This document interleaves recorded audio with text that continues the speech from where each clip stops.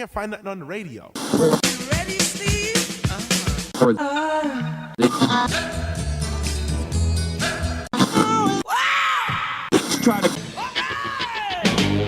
Welcome to Songology. He's Bruce, He's Richard.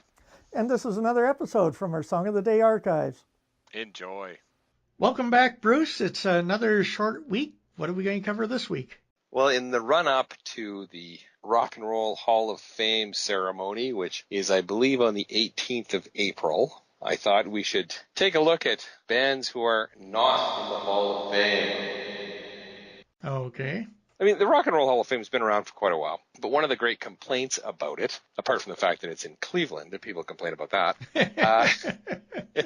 Poor Cleveland. Well, Cleveland does get a lot of abuse. I've never been to Cleveland, so I have no idea Yes. whether it deserves the abuse that it gets or not. But really, it does have the claim, and a fairly strong claim, to be the birthplace of quote-unquote rock and roll music. So, Right.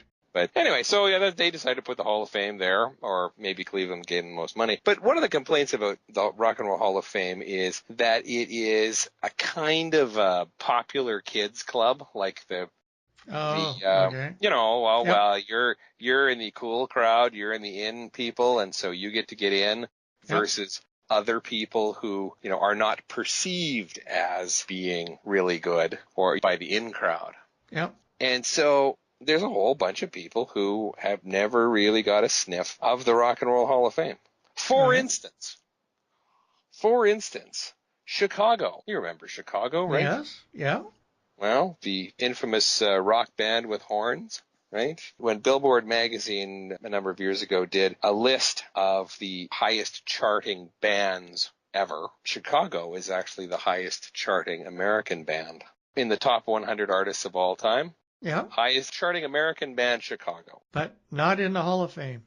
Exactly, and they have charted songs beginning in 1969. They have sold over 100 million records. They have 21 top 10 singles, 5 consecutive number 1 albums, 11 number 1 singles, and 5 gold singles.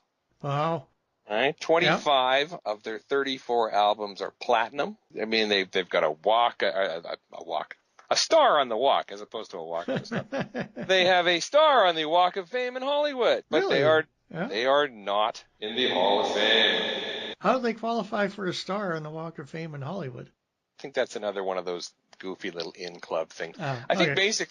basically you can nominate yourself, or you can nominate, other people can nominate you, and if the in crowd figures you qualify, you're in. Hey. All right. Maybe you'll get one for being a radio DJ. Who knows? Yeah. I kind of doubt it. Yeah, probably not. I don't know if Creston has a walk of, Fame? well, I wouldn't call it even fame. Walk of people in Creston. Walk of people in Creston. Well, you could be famous in Creston. Who knows? So getting back to Chicago. Infamous in Creston. Well, getting back to Chicago. Yes, let's stay with Chicago starts really with a guy by the name of Walt Parazater. Start with him. Walt was a young musical prodigy. His dad had been a professional musician for a while and was always a musician, even when he was only doing it part-time. But Ed, like many kids, fell in love with music after he watched an episode of The Ed Sullivan Show. Okay. Now, Walt, though, isn't one of those kids who fell in love with the Beatles and music after seeing, or Elvis. Walt saw Benny Goodman on the Ed Sullivan Show. Oh.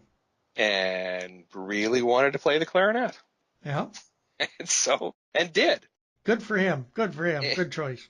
There you go. Speaking as a clarinetist yourself. So he was quite the prodigy. And in fact, by the time he was a teenager, he was so good that he was the protege of the sort of the head clarinetist in the Chicago Symphony.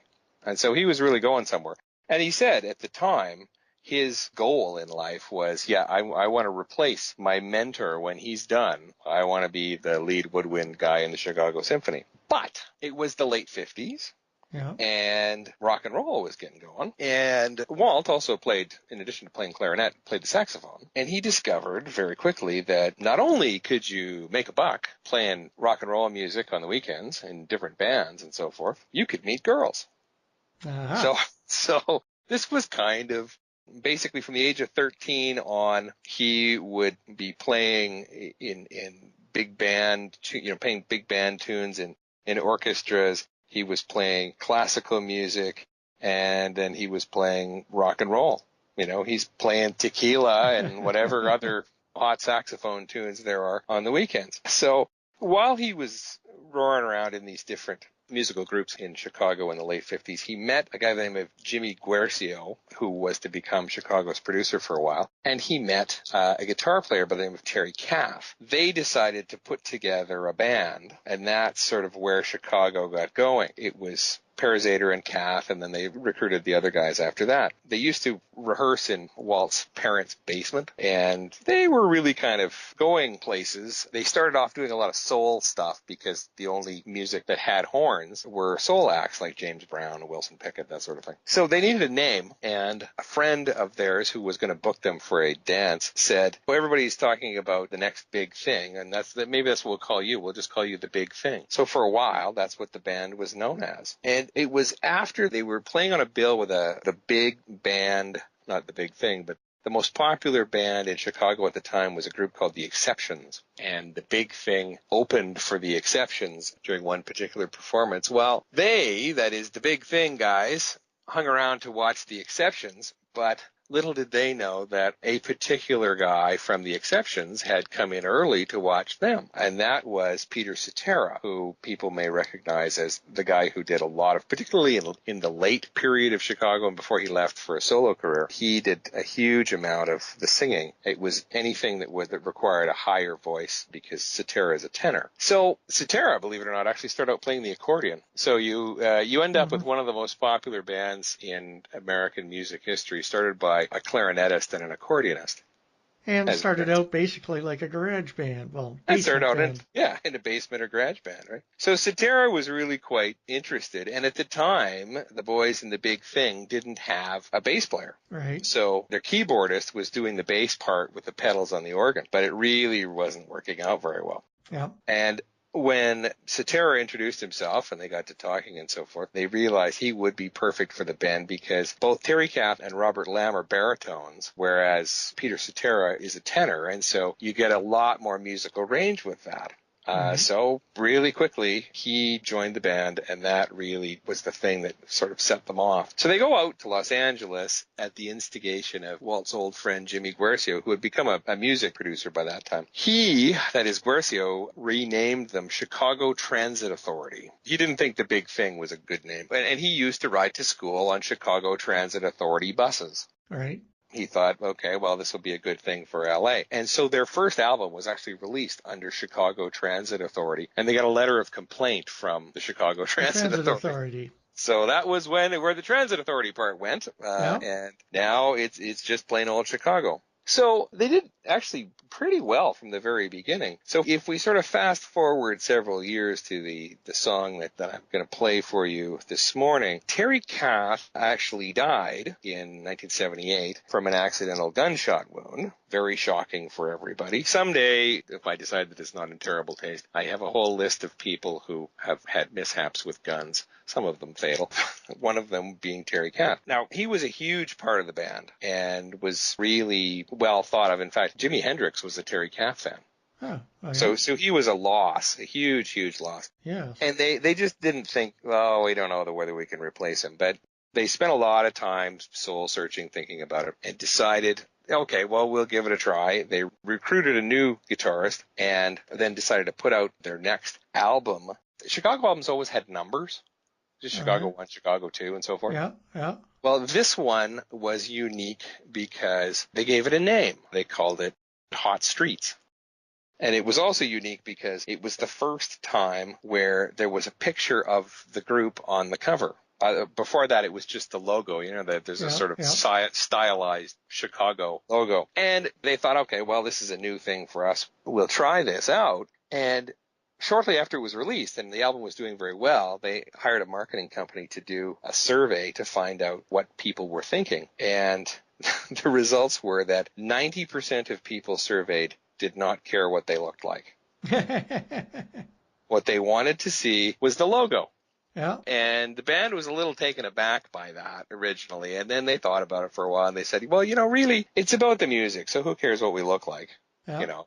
Which is kind of the opposite of the way things are now. Yes. Everything's Yes. about image now. Yes. But back then it was just about the music. Now we're starting to sound like a grumpy old man again. Yes. Anyway, Yes. the song was the first single from this record. The song is Alive Again. Uh-huh. And it was a song that was written in many ways as a tribute to Terry Kath's passing. It was written by their trombonist, James Pankow. Peter Cetera sings lead. Got to number 14 on the Billboard Hot 100 chart. So, without further ado, that's a little bit of a blurb in the history of Chicago. They are, as I said, multi-platinum selling, one of the most popular bands for decades. They have been eligible since 1994, and yet they are not in the Hall of Fame.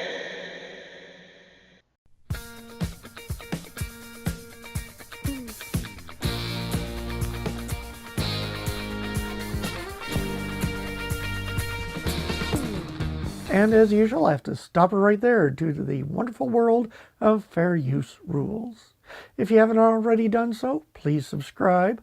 You can visit us on Facebook or head over to our website, songology.ca. Now, here's your chance to listen to the music or go on to the next episode.